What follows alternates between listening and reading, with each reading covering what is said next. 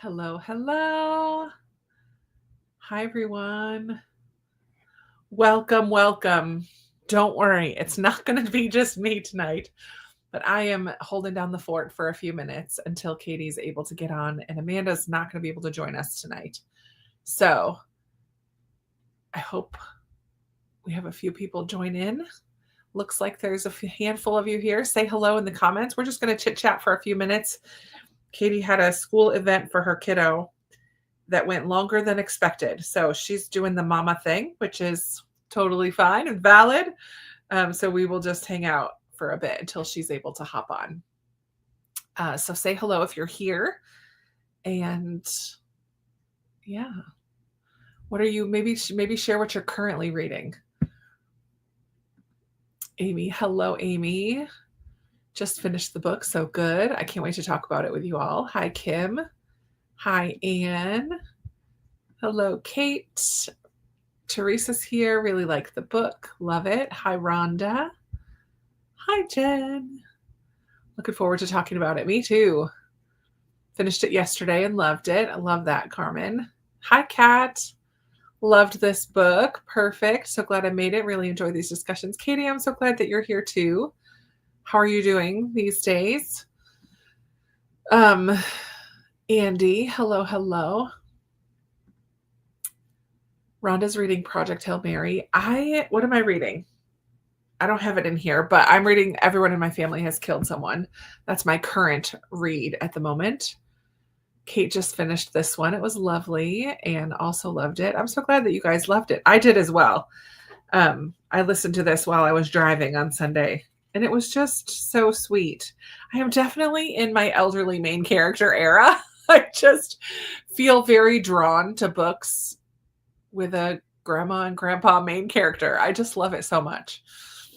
Currently reading the book Charmer. Oh, cool. You'll have to let me know what you think of that one. Just finished Falling and started This Tender Land. Oh, yeah. Teresa, I'm excited for you to read that. Started Yours for the Taking today. Cool. Hello, Becky. Loved this book.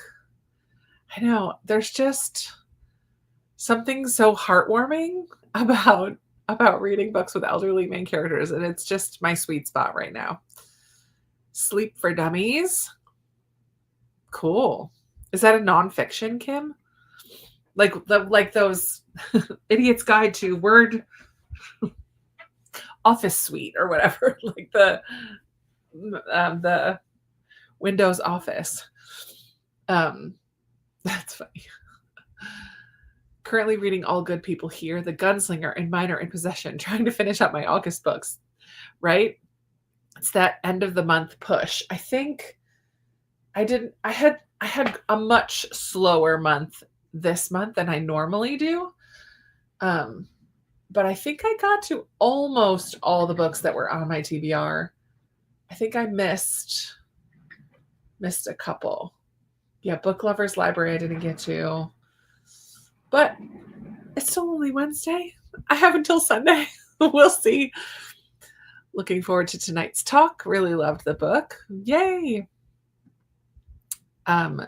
Sleep for Dummies is nonfiction. Cool. Love it. Just finished reading Mrs. Endicott's Splendid Adventure by Rhys Bowen. Historical novel about women coming into their own. Oh, that's cool.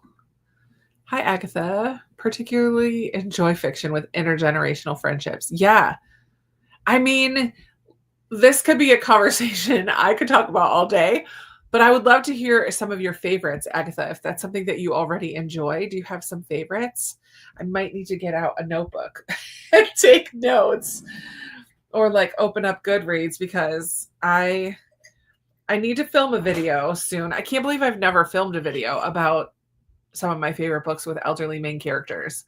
I think A Man Called Uva kind of kicked it off for me, but that was years ago now. Lately, I've just been really enjoying them. But I have so many, and I would definitely love more recommendations. It's all fun and games unless you are an elderly person. I have to finish Reaper 60% through. That chat is going to be, oh man, what did we say? Next Wednesday. We didn't want to do it on Labor Day weekend. And then, yeah, we're just going to do it on Wednesday the 3rd. I will get that set up soon. So you have time, Jen. You'll be able to finish it. Currently reading The Book Chimer. Lizzie, you and Amy, unofficial buddy read there going on. Like Canva for Dummies, right? I need that. Canva for Dummies. Home from the hospital for now. Have a long way to go. Yeah, Katie, you're going to be awesome. You're in my prayers. God of the Woods may not stay on long. This is late for me. I know. Sorry, Mima. But I'll finish watching the discussion tomorrow. It's hard with time changes. I'm like time zones and everything. Before Dorothy. Cool. Several friendships with women much older than me. And I love them. I would love to hear also this question. Do you have relationship with somebody either much older or much younger than you? And how do you feel that adds to your life? Just finished Sipsworth. Yes, that's so good. I love Sipsworth. Yeah, you've got time.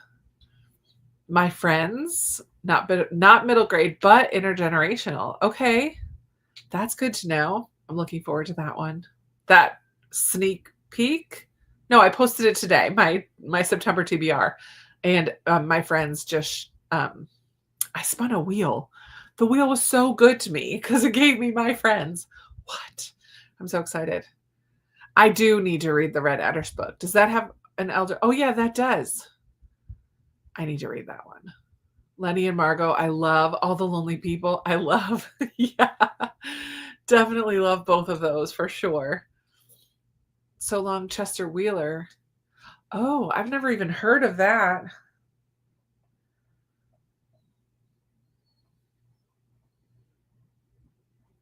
Okay, I will look that one up.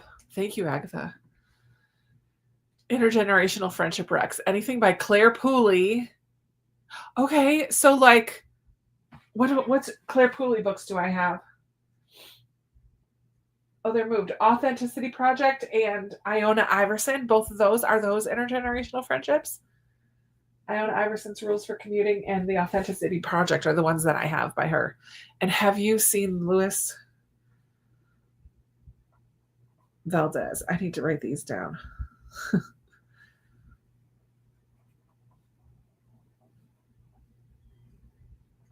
Velez by Catherine. Thank you. Claire Pooley is someone I definitely want to read, and I just haven't yet. I think I'm going to like her, though. Did you like? Yeah, I loved Sipsworth, Teresa. Not speaking for Carmen, but I think she said she liked it, too. I have a special relationship with both my grandmothers. Spent lots of alone time with them as a child and teen. Oh, that's really cool. Astrid and Veronica's on my shelves. I need to read that one. Veronica. And the red. I see a vlog coming in my future. Oh, hi, Leanne. Currently reading your Patreon book club book. Me too. Okay, they both do. Sweet. I'm the oldest teacher at my school, and I enjoy all these young teachers. Oh, and the kiddos keep a smile on my face, too. I love that, Rhonda. And I'm now approaching the senior age, by the way. We all are, sort of. We're all approaching it. How to Age Disgracefully. I feel like that's newer, right?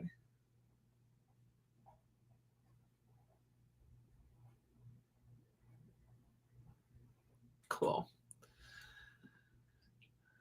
I know. Scroll the comments because there's a whole bunch. They're so good. I'm so excited. My best intergenerational relationship was with my niece, for sure. Never knew how much I'd love being an aunt. Oh, Kate, that's beautiful. I love that. Have you seen Luis Velez is great. Read it a few months ago. Cool. One of the things I really loved about Mrs. Endicott's Splendid Adventure is the women who came together were different ages and different classes. A widow teacher, a maid, and a businessman's wife. I love female friendships, man. They're the best. I did love Sipsworth. The Evolution of... Okay, I have that one and the sequel. I love the covers of those. The silhouette. of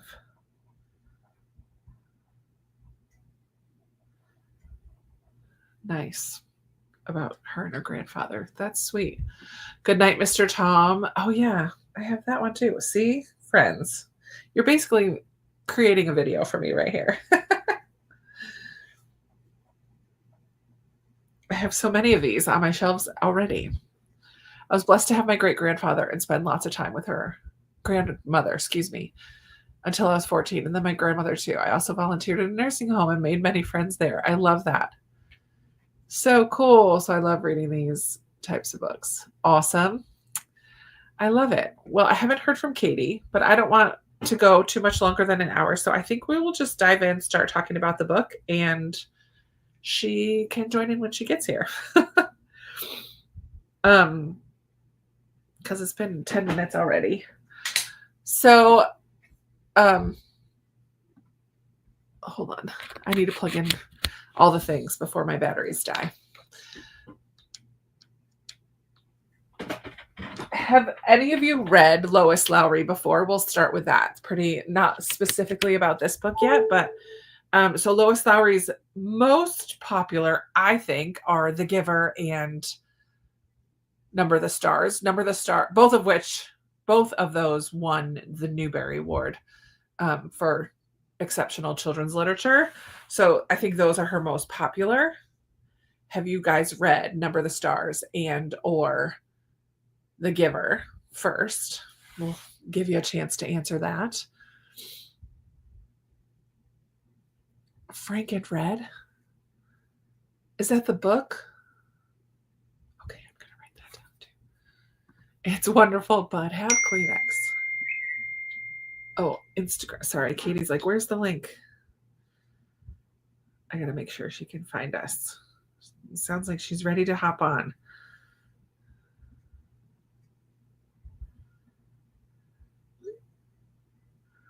Okay. Frank and Red.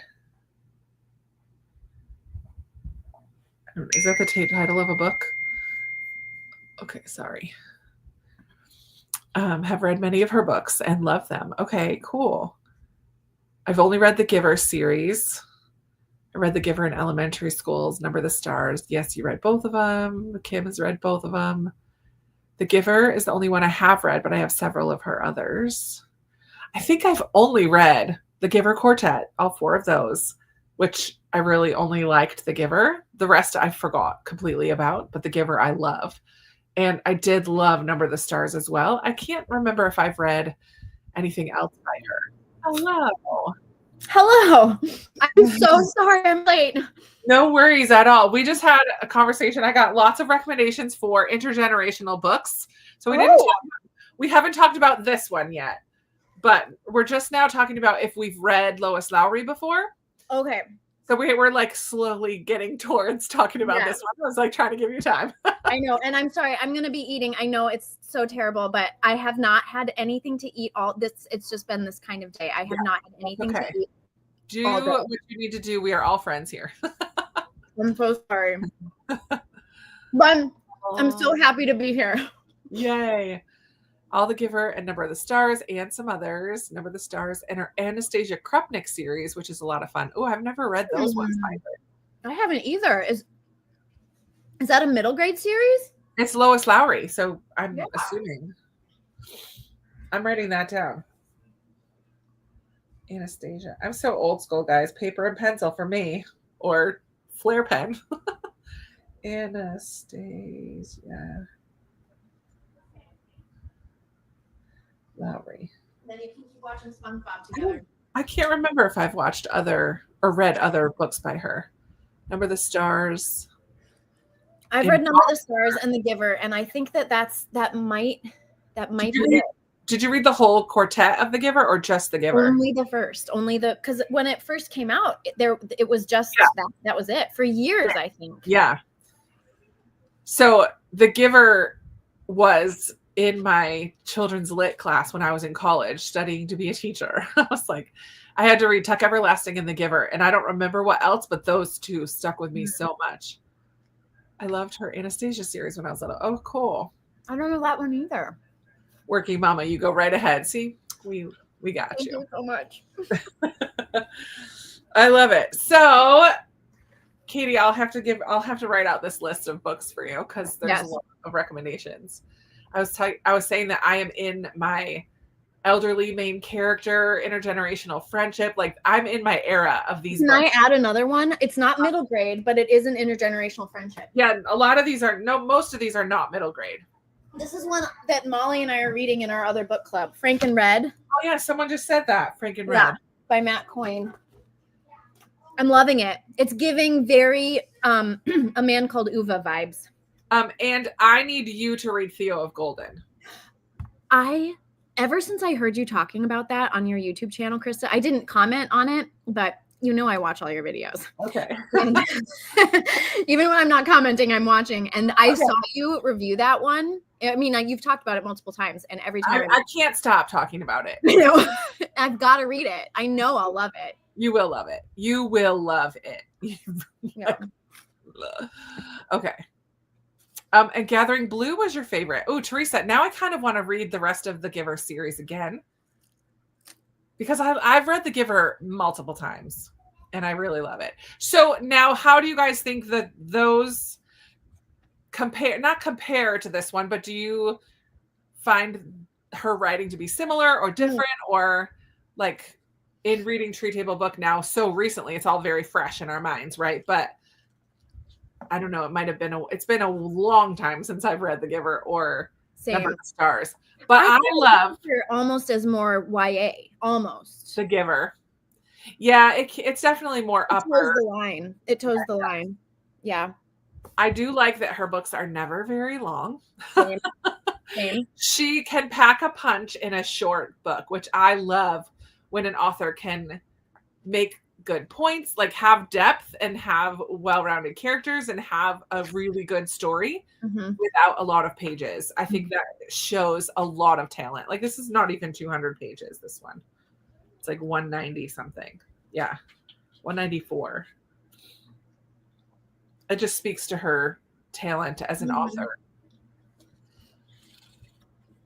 She writes a true middle grade length novel. Like so many middle grade authors now, and I like a long middle grade novel. Yeah, I'll read them. I mean, Echo's one of my favorites, and it's super long. Super long, yeah. But I mean, I think for most kids, especially sort of reluctant readers, they need to be short. And Lois Lowry knows how to do it and do it really well. Yeah. But this story was more what I usually enjoy, and I did love both Sophies as well. In this one, I think the story was so different from the others, but she has a way of pulling you in. I know. I love that because Number of the Stars was very historical fiction. The Giver is very like speculative, almost sci-fi vibes. Dystopian. I think that was maybe the first dystopian novel that I ever read. And then this one is very contemporary. And I love that variety within her work. Like some people find their niche and they stick there and they learn to do it well, and that's great. But how cool that she's doing a great job in a variety of genres. Yes. So cool. Yeah, this is Katie's favorite kind of book. Melancholy and heartwarming at the same time. Yeah. This was my first book by her. I wonder if I should read more. I would say definitely. I mean, Number of the Stars and The Giver both won Newberries, so I can't say wrong the Anastasia series because I've never read it, but at least read those two for sure. Okay, you froze with your hand. Oh no. Hopefully she comes back. I think Echo would have been better as a trilogy. Interesting. You know, I know you keep freezing here and there. I know. I don't think I have great internet connection. I found this to be very accessible, sweet, and heartwarming. Definitely. Yeah, there was a historical aspect in the stories that older Sophie told. Yeah, let's kind of dive in. Yeah, definitely read more. Agreed. So what did you guys think about the characters, Sophie and Sophie, and the contrast between, like an 11-year-old girl who's kind of rambunctious and like has a lot of energy, and then and yet caring. And then Sophie, this elderly woman who I thought it was beautiful, the scene when they first became friends or first met, really, when young Sophie's parents accidentally left her on accident, and she just was distraught on the back porch crying, and older Sophie came and comforted her and invited her over for tea and cookies. And I just thought that was such a sweet meet cute. Such a sweet meet cute. For this relationship to start. And I loved it. But what did you guys think about the two Sophies? I feel like there's a bit of a lag too, always in StreamYard. I also enjoyed. Here, let's see what people say.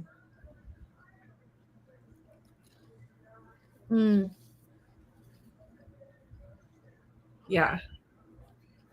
Young Sophie. Each of the different, her different friends.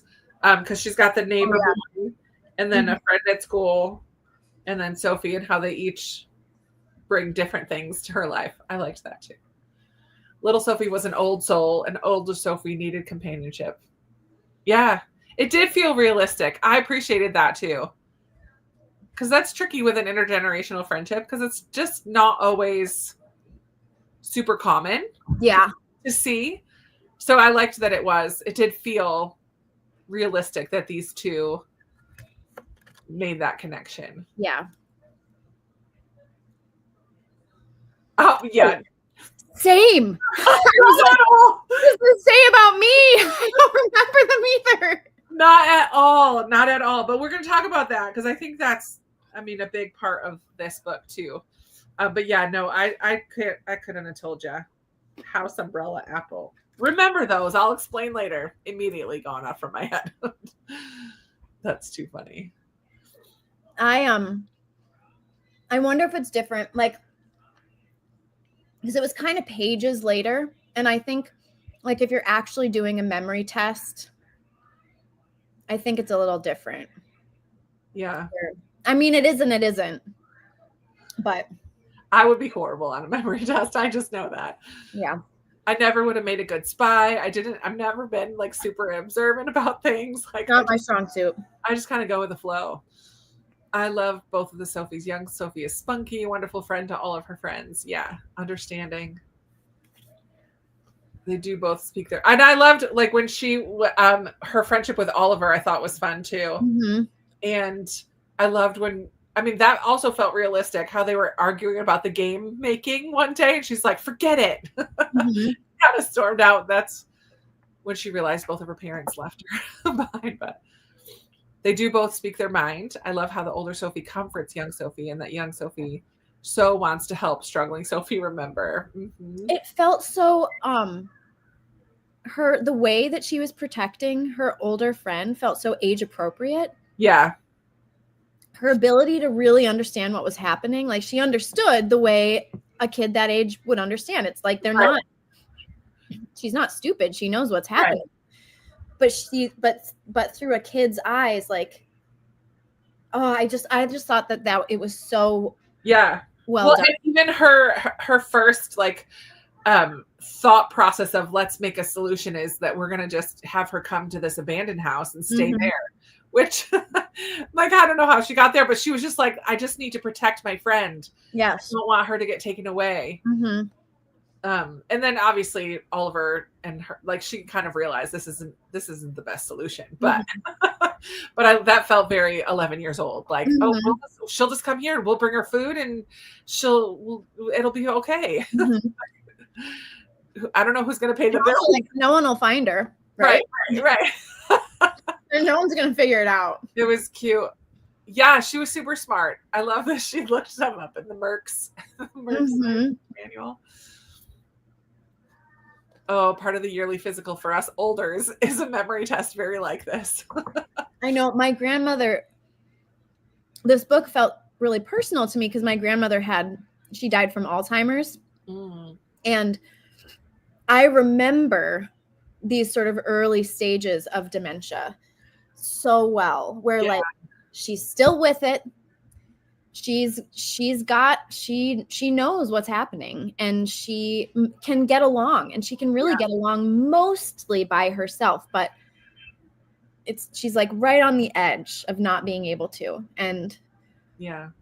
But I remember my grandmother doing those yearly, well, she had to do it even more often once she was diagnosed with Alzheimer's. She had to do those memory tests more, and she was in so many Alzheimer's studies too, so she was always doing memory tests and stuff. Yeah.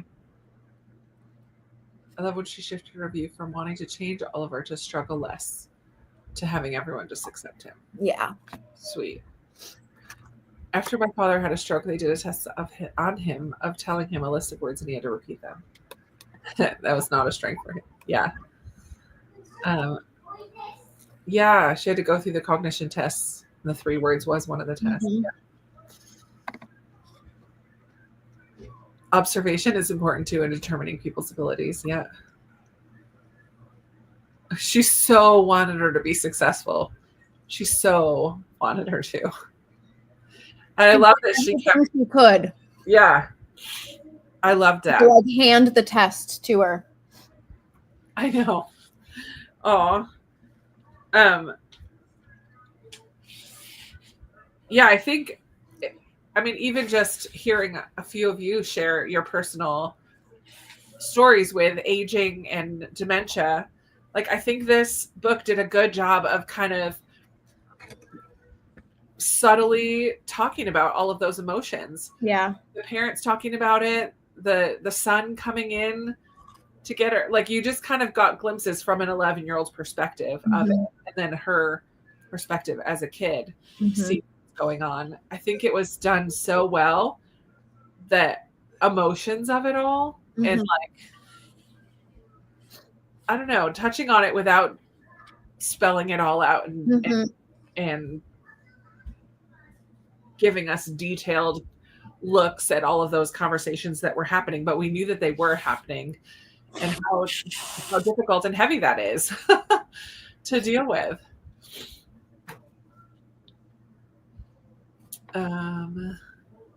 Also loved how excited she got when listening to the stories.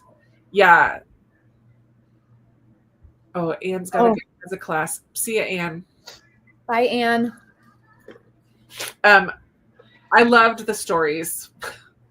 Me too. I love stories too. So little Sophie decided that the way to get her to remember these words is to have her tell stories. And those stories were so emotional. So emotional. Oh, my land. Wasn't that just a beautiful way to tie, like, that sort of dual timeline idea, but through storytelling? I just thought that was so... It was really well done. Really well done. And I love... I mean, we could talk about the title, since it kind of... That's the 3 words that she landed on to try to get the stories. Yeah. And really, like, I loved the idea that... well, let's see. Do you guys think that those words were intentional? Were they symbolic in any way? Or do you think it was just 3 random words like the ones at the beginning of the book?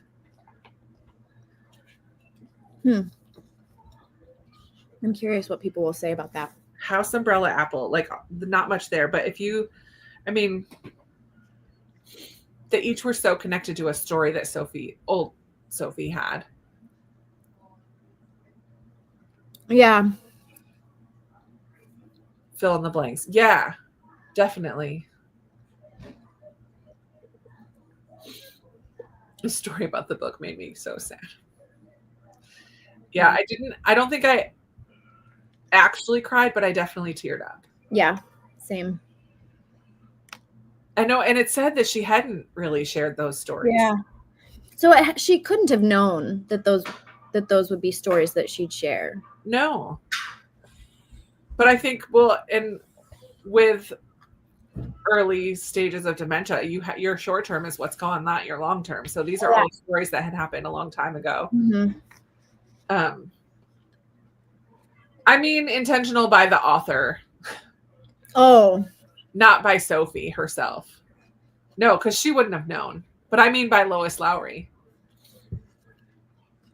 Because so full disclosure, I chat GPT questions just in case we need them.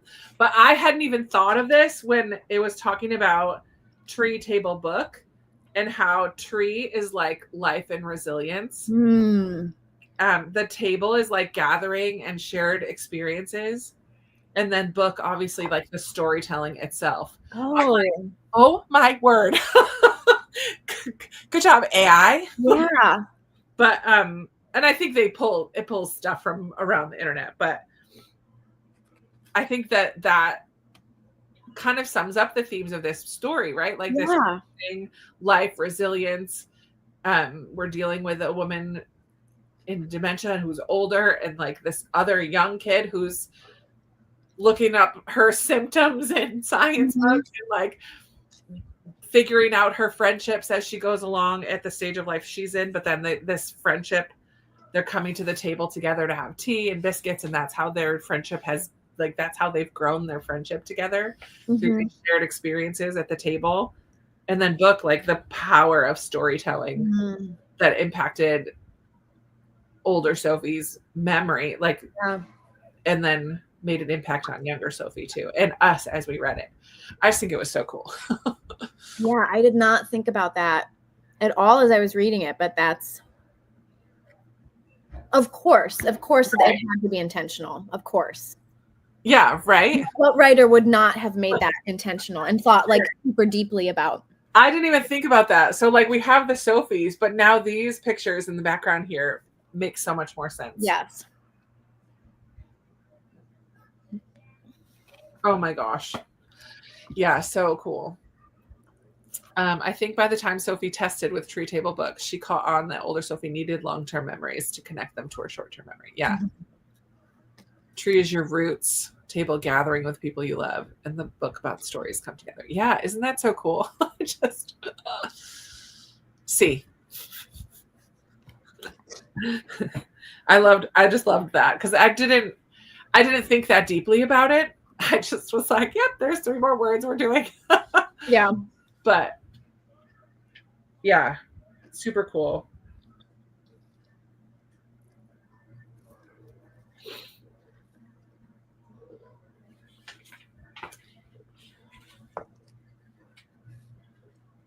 I did like, I mean, you kind of touched on it. A lot of historical fiction is straight dual timeline. This was such an interesting way. Because I don't always love dual timeline historical fiction. Yeah. Usually I want to stay in one place. I don't like the switching back and forth. But this switching back and forth made so much sense. Yeah. It didn't feel like I was being yanked away because it was so much a part of what was happening in the present day. And not that dual, like there's always a reason that there's dual timeline, but this was just so connected. I really loved the way it was done. Yeah. Because because the past timeline wasn't like a consecutive story that we were following. Right. It was more flashback. Yeah. It was the 3 memories. But because it was that way, I feel like they were so much more powerful, memorable than if we had just been given her backstory. Like, and alternating. That's how our memories are, right? Like we don't think of our memories in like a whole full timeline. No, I don't remember most things, right? We just remember little glimpses of things. We remember portraits, we remember our memories are. This table also covered life. Yeah. From birth to death. Beautiful symbolism. I don't get why a teen just refused in general. Yeah. To acknowledge that older people may have something useful to say. Oh. Yeah. Like just in our culture, we don't. Is that? Yeah. I feel like this is so true. Like I love stories like this that show kids connecting with older people because I think it's important for kids to see that. Because for many of them, it may just be their grandparents who they know that are older, but they probably have a neighbor or someone else in their lives that they don't even realize. So I love seeing this example of a beautiful intergenerational friendship. I think We it's have important. we have some elderly neighbors who live across the street from us, and Kurt and Arliss, and my kids love Kurt and Arliss. Yeah. Kurt and Arliss love them too, and they'll like go up. Like Wilder was helping Kurt do yard work today. He was like carrying a bunch of stuff across the lawn. He was like marching across the lawn behind Kurt today, helping him do his yard work. It was amazing, and I think it's really important, and I love seeing it. I love seeing it in real life. I love seeing it in books. I think we need more. Mm-hmm. We need more of it. Yeah, we do. I didn't think much about Tree Table Book as words, but I loved the stories that Sophie told. Yeah, I didn't either, until I saw the question. I just thought of them as kind of random, except that that's the title. And so there is definitely intention in the 3 words that were chosen for those stories, but also for the themes and what they represent. And with my in-person book club, PJ, I love it. Popped in to say hi. Gave the book 3.5, worth the read. Thanks. Sweet. Love it. Yeah, what was your rating, Krista, and everyone else? I think, I don't know. I listened to it in the car. I think probably 4. I think that's what I gave it too. I think I gave it a 4. Yeah. I don't do like quarters and halves and all that. It stresses me out to think that much about it, but I do think it was really good. Yeah. I still think The Giver is my favorite of her books, but I do think this was a solid read for sure. I think The Giver might be my favorite too. Although growing up, I loved Number the Stars. Number the Stars is fantastic for sure. Carmen said, I wish I could have heard the stories. You know what? I feel like I didn't appreciate my grandparents enough when I was little. And now I don't have any grandparents. And I feel like I'm sure I was told stories, but I just don't remember. So I feel like I missed out. You just don't realize when you're little the impact that some of those things can have down the road. But Tree Table and Book are made of wood. Good point. Whoa. It's so true. They are. I love that. Wow, that was a real mind-blowing moment. I did not make that connection at all. Hi, Amanda. We love you, Amanda. No worries whatsoever, my friend. 4 across the board here, 4.5. Yeah. I feel like if I had done a rating as soon as I finished, it probably would be a 4.5. I think I'm happy with a 4. I think it was the right rating for me. I loved not an all-time favorite, but really solid, loved it kind of book. Yep. Absolutely would recommend it. Mm-hmm. Yeah, but not a new all-time favorite. Absolutely. I love that words were a big part of the story in general. The word games that Sophie played, the languages of saying hello on the phone. Yeah. Lists that young Sophie made. That's so true. She did make a lot of lists. I love that because I do a lot of lists too. I made a list today. Some books that you guys recommended. I do love a lot of lists. And yeah, she did play a lot of word games and learned. I thought it was funny how she answered the phone in lots of different languages. That was cute. Mm-hmm. I thought that was super cute. I like that too. Very huggable book. Cute. 5-star read for Kat. Love it. 5 for Jen. Wonderful. Would have liked a little bit more details. Felt a bit rushed, but very appropriate for middle grade. Yeah, I mean, I feel like I could have had a thicker, like I would have enjoyed a bigger story. Like I was in it enough that I wouldn't have minded more details. But for a middle grade, I think it's wonderful. Yeah. And it reminds me a lot of like, this is how middle grade books were written. Like if you read old classic middle grade novels, it's kind of how they were all written. Right. The storytelling was very simple. Yep. It was not complicated. It didn't go on forever. And not only that, but like it wasn't overly detailed. A lot of classic middle grade novels leave so much to your imagination, which when you read as a kid, you don't even pick up on the fact that there's really so much to the imagination, because your imagination as a kid is so rich that it just fills in all of those empty spaces. Yeah, I love that. Yeah. How could you? Teresa, bring in the snark. It's a sweet book. Yeah. I enjoyed its simplicity and depth at the same time. Yes. Yeah, same, Katie. Agreed. When I was just out of college, I asked my grandma to tell me various stories about her past, and I wrote them in a journal. I love that. That's so amazing. Amy, that's really cool. And how like forward thinking of you to do that. Keep going back between a 3 and a 4. It's great and solid, but not an all-time favorite. I didn't realize a lot of the connections though, so I'm leaning more towards a 4. I think that's what the joy of having this kind of a conversation about a book. Like you pick up on things that you don't on your own. I think Harry Potter very much changed expectations for middle grade writing. Yeah.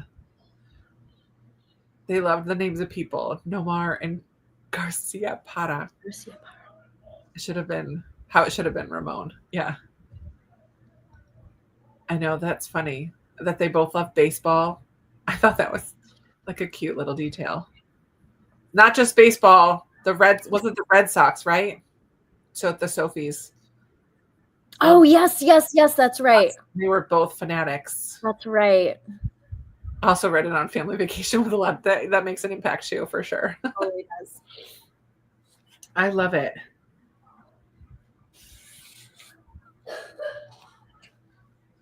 Anything else we didn't cover? What did people think about the end? I need to remind myself about the end.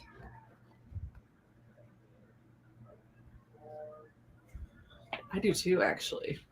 Oh, one of the things I really loved is that she starts and sort of ends the book talking about how to tell a story. Like how, like the structure of storytelling, and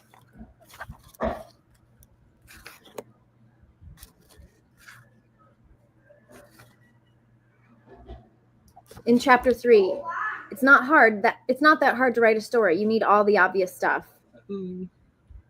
Characters, setting, plot details, what's going to happen next, and of course an ending. That's it, pretty much.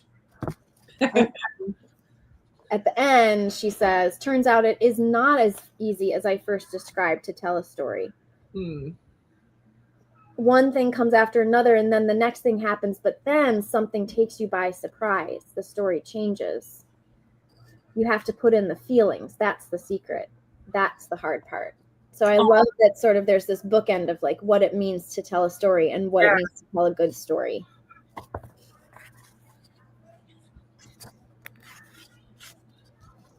Yeah.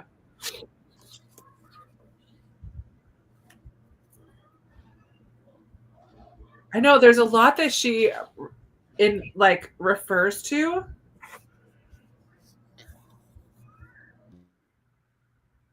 Like, there was another sister in the family at some point? But we don't really get that story.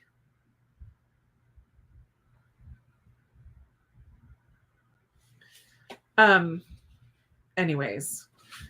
And I loved the 2 Truths and a Lie that she plays with Ralphie. Oh, yes, me too. And they were always such funny. She was so good at that game. Yeah. But I just love that they knew each other so well. He knew right away which was a lie. That's how it ends. Because Ralphie knows that I hate bowling. The rented shoes are so weird looking.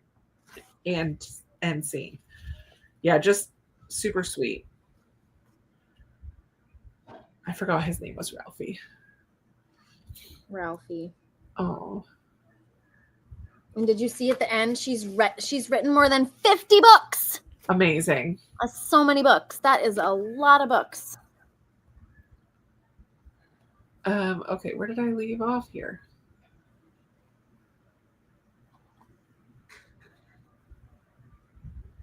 Okay. Some ways it felt like a novel in verse. The writing style felt very in line with poem structure. That's interesting. I didn't read it in print, so I just listened to it. But I think this would be a great book for a parent and child to read together, especially if they have an elderly family going through cognition issues. 100%. I thought about that too. Yeah. I thought it would be interesting to come up with like sort of a book flight, because I know that there are picture books that deal with family members who have dementia, but it would be interesting to come up with some. Can anyone think of other middle grade novels where one of the characters has dementia? Because I'm not sure I could think of any. Yeah, I don't know off the top of my head. I know there's a picture book that I love. It's one of Molly's very favorite books of all time. It's by Mem Fox. I wonder if I can come up with the title of it. It's really sweet. I love Mem Fox. Yeah, Alfred Gordon MacDonald. Kathleen. Yeah, Alfred Gordon MacDonald Partridge is what it's called. Oh. And it's by Mem Fox. Oh no, Wilfred Gordon MacDonald Partridge. Cute. Yeah. And it's about dementia. It's really good. So you put that picture book and you put this one for middle grade, and you put an On the Way Home, and the way home gets, and every day the way home gets longer and longer and longer by Frederick Bachman. Yes. There you go. A picture book, middle grade, and an adult novel book flight. I love coming up with those book flights. Fun touch for a lifelong Red Sox fan and Kathleen. Teresa cried at the end. Yeah. Yeah. And you know what's so sad about that? I don't know with anyone else here who's lost a loved one to Alzheimer's or dementia, but what's so hard about putting someone in memory care is that once they leave that familiar environment, they tend to decline more quickly. So yeah. Making that decision is so hard. Yeah. Still got to FaceTime each other. Aww. Yeah, a little epilogue. Yeah. Talking about the measure, but wanted to check in here. Lowry, you're not the only one. You're the second person who has checked in from their other book club. This is classic book lovers here. We have more than one book club that we participate in. Oh, when she got the shawl, it tore me up. Aw. Wanted to know if young Sophie shared the stories after Sophie shared them. Happy they could, and no. Yeah. Two truths and a lie. Okay. Oh, I haven't read that one yet. I didn't know that one dealt with dementia. Post-it notes. Post-it notes. Or is it just posted? I think I have that on my Christmas shelf. I think Lindsay gave that to me. Is it? I didn't know it was dementia.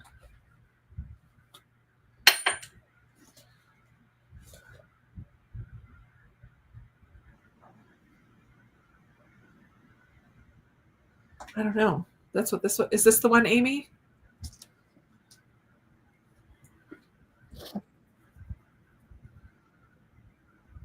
Oh no, this is not it. Just made me think of it because it has post-it notes all over it. Thinking of that Bachman book, yeah, it is so sad. My in real life book club was tonight too, Amanda. It's Wednesday. Okay, not the same one. Oh, to help jog memory. Wasn't there a? Did any of you guys watch that '90s movie called Memento? He doesn't have Alzheimer's, but it's like a mystery or like a thriller where this guy has short-term memory loss, and he's trying to figure out this mystery, and the way he figures it out is he leaves himself Post-its. Oh, wow. And I've only seen it once, and it was like in high school, so like 25. I just saw Fox in the background. Oh yeah. Oh, he's so grown. He starts 6th grade, middle school next week. I can't even believe it. I don't know if you guys remember About me? Yeah. Do you guys remember when I do. Fox crawling all over your bookshelves. I do remember. I'm saying how grown you look, Fox. Take off your hat and show them your new haircut. You gotta he looks like little mullet action going on. So cute. Are you excited about middle school, Fox? Yeah. Like a nervous excited. Yeah, kind of nervous excited. Like, yeah. This is the first like actual public school. Like, I'm going there in person. Yeah. I've been doing virtual for like the past 2 years. Okay. Yeah. So yeah, it's kind of scary. Yeah, for sure. But the good thing about going to middle school is like everybody's new at that school, right? So most people are new. Yeah. I mean, a lot of people came in at like 5th grade. Yeah, that's true. At the middle school, our middle school starts in 5th grade, which I really dislike. Like, that's a big no for me. Yeah. But yeah. What classes are you excited for? He met his teachers. French class. That's all. Oui. That's all. He's like, that's the only one I'm excited about. That's all I can really remember, though. Oh, that's okay. Maybe I'm pretty sure art class. His core classes. Here, this one's for you, Fox. You will rock it. You will rock it. Thank you. So sweet. Can you go turn off those lights right there? Yeah. And make sure that everyone brushes their teeth, okay? Yeah. Okay, thank you. Oh my gosh. Oh, yeah. It's so much better. No, there's no glare. Yeah. I love it. So, yes, we have some good Memento fans here. Yeah. Okay, well, we have just a few minutes. Should we switch to time for the poll to talk about what we are thinking about for... I'm so excited for our options this time. I mean, I kind of want to read all of them. Same. I will legitimately be happy with whatever book is chosen, I think. Yeah. So we decided to go with historical fiction this time around. And we're going to tell you what the books are before I put the poll up so that you can think about it for a minute. So this, I have all three. So I don't remember what order I put them in the poll, but you'll know. I put the titles. So the first option is from a British author, Emma Carroll, The Girl Who Walked on Air. So Emma Carroll, on all of her books, we're not very familiar with her here in the United States, but apparently in England, she's considered like the queen of middle grade historical fiction. I have read one Emma Carroll book. What was it called? Did you like it? I loved it. Something about the lighthouse. It was very reminiscent of The War That Saved My Life. Sort of. Okay, yeah. Children being sent out of London during the war. But this one takes place in 1875. And we bring you the sensational story of Louis Reynolds, whose dream is to be a circus showstopper. Her tightrope talents put the finest performers to shame, yet the path to fame is rocky. To travel, Louis must first witness a terrible accident, meet two mysterious strangers, cross Niagara Falls, and look death square in the eye. Will she find the courage to face such challenges and become the girl who walked on air? So 1875, that's back in the day when like people were crazy with Niagara Falls trying to do stupid things.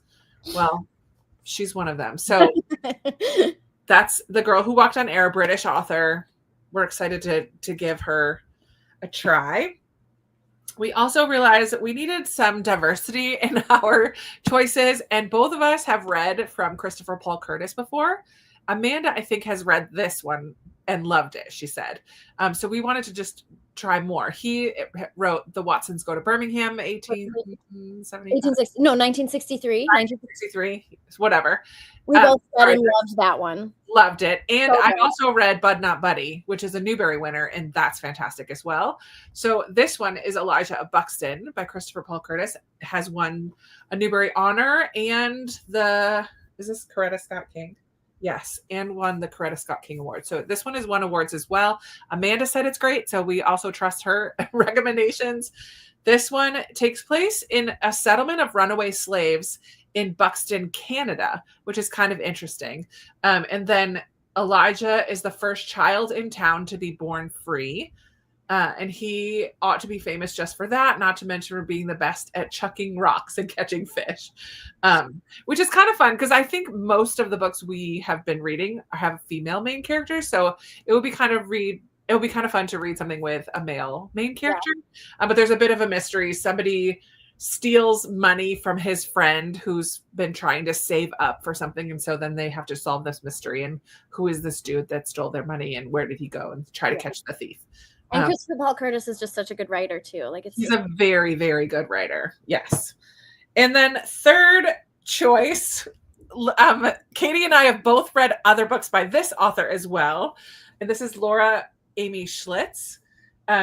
Katie read Amber and Clay by her, and I read her book that won the Newbery, which is a collection of poems, medieval time poems, which I absolutely loved. No, I own that one and really want to read that one. I was so surprised how much I loved that book. But I know. Well, once again, she's such a good author. Her writing is incredible. I mean, I picked up Amber and Clay because I had never heard anyone talk about it. And I just came, it was when you guys were in town and we were at that bookstore out in the middle of nowhere. Yeah. And it was like one of the staff recommendations. And so I picked it up because of that. And I loved it. Loved it. So we both have absolutely loved Laura Amy Schlitz. And this one, The Hired Girl, it's going to toe the line between middle grade and YA. Our main character is 14. So we're going to just roll with it. It's like upper end of middle grade. This is like a Downton Abbey vibes. Our main character, Joan, just like the heroines in her beloved novels, yearns for real life and true love. But then she's on a farm. But then on the summer of 1911, she goes from the muck of a Pennsylvania chicken coop to the servants' quarters of a Baltimore high society household. And then there discovers adventure, beauty, crushes, danger, confusion, like the life of living as a hired girl and below stairs, if you will. And a lot of reviews said, if you like Anne Shirley, you will like this character. So I was like, oh, okay. Say no more. So those are our three choices. I'm gonna go make the poll live, and then you guys will have a few minutes to make your choice. Oh, let me just. You guys have a hard choice to make. All right, so those are our choices. I'm very excited to see what gets picked because I'm probably going to try to read all of these. I probably will too, honestly. They're all on my shelf. I've wanted to read them all forever, so I'm just going to go ahead and read them all. We love middle grade. We both do love historical fiction. So we had a plethora of choices. we both came with stacks of like 10, 15 books. And Amanda too, Amanda had a ton of choices from hers too. And she's downsized her shelves, but still had a ton of really good sounding, like we all three came with really lots of options. And so this is what we narrowed it down to. None of them are World War II. We do. That's true. I did notice that. None of them are World War II. We did have some World War II in the ones that we discussed, but didn't end up with any World War II. Yeah. I'm so excited to see. Let me see. Oh no, don't end the poll. Just open it up. Okay. There's been 21 votes and there are 33 of you here. So if you want to make a choice between these three options, do it now. I'm like peeking out. Do it now. Katie, you can vote too. Oh, okay. How do I do that? Where You do I gotta go? go to YouTube. Oh, The poll only shows up it's on YouTube. Okay. on YouTube. Ooh, one of them is pulling ahead of the others. Oh, okay, hang on.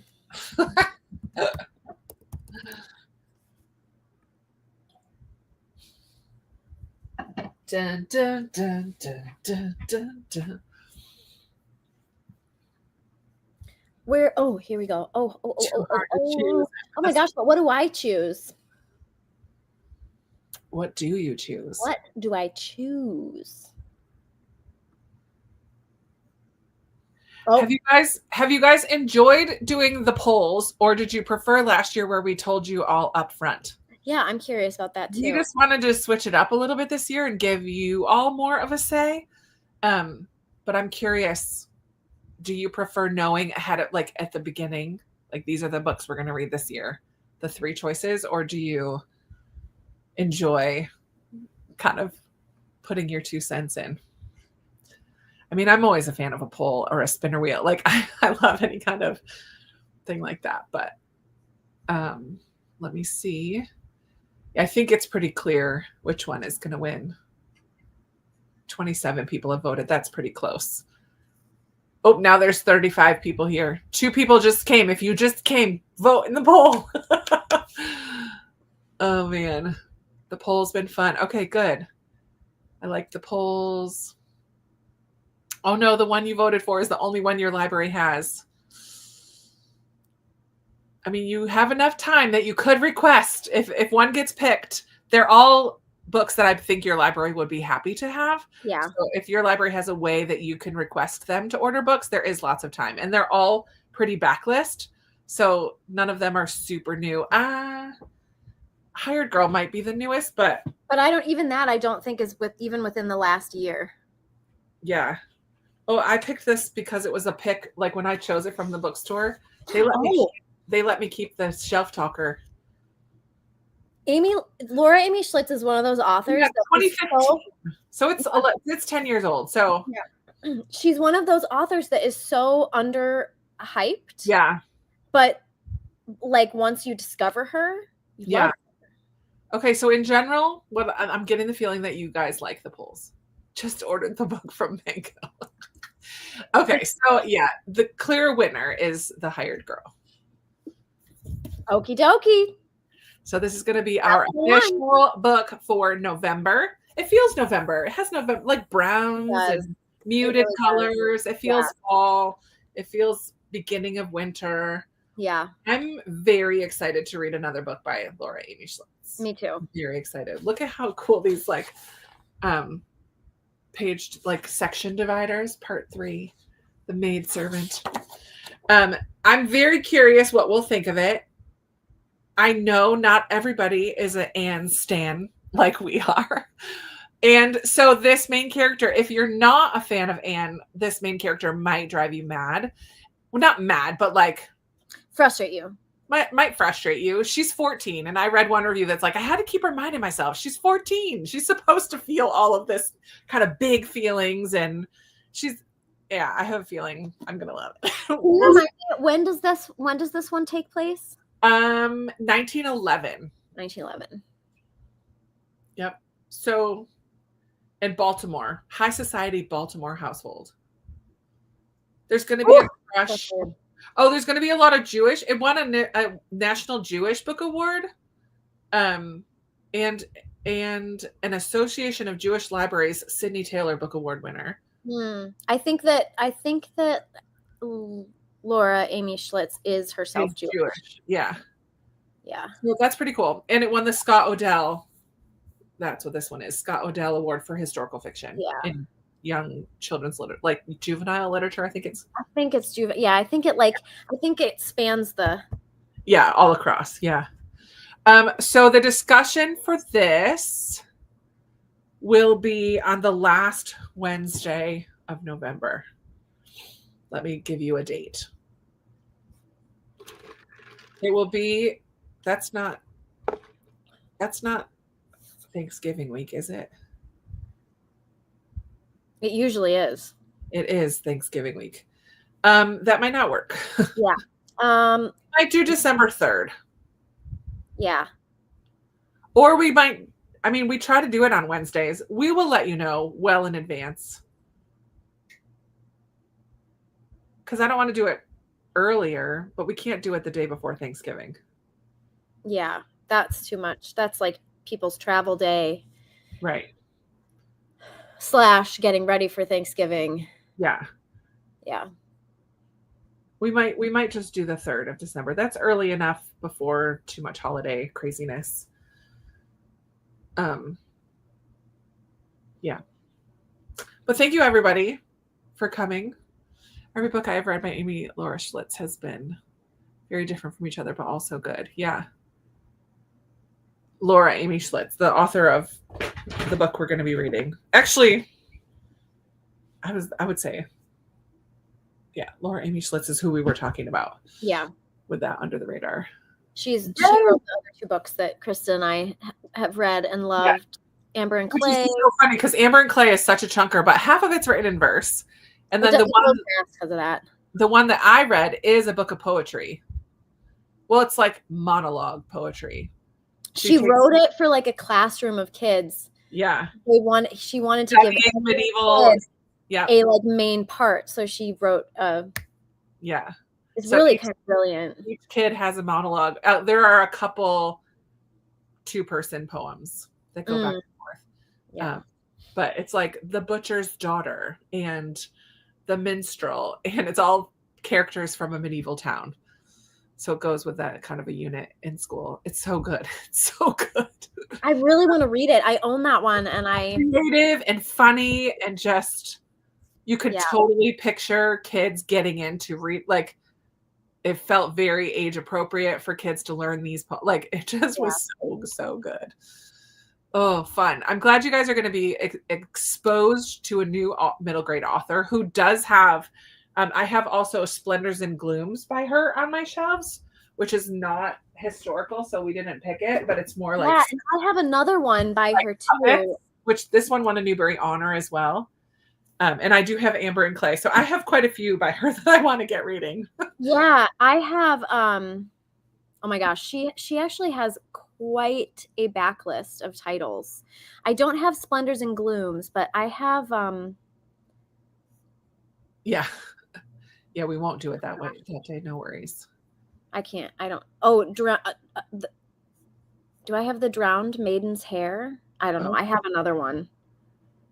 I've heard such good things about Amber and Clay, mostly from Katie. I love Amber and Clay, and I Dickens feel to it. That's fun. Yes. Thank you guys all so much for joining in. Thanks for hanging out for a few extra minutes for us to do the poll. I can end that poll now. Yeah, I appreciate you all for being here and reading along with us throughout the year, bringing the middle grade joy throughout your year. It always makes me like when people are like, I'm going to save this for March. I'm like, don't save it. Just read it now. Just read it now. You can read middle grade all year long. But yeah, we appreciate you all. And we do. I'm very glad that you spent your evening with us. Yeah. We'll talk to you soon. Bye, everyone.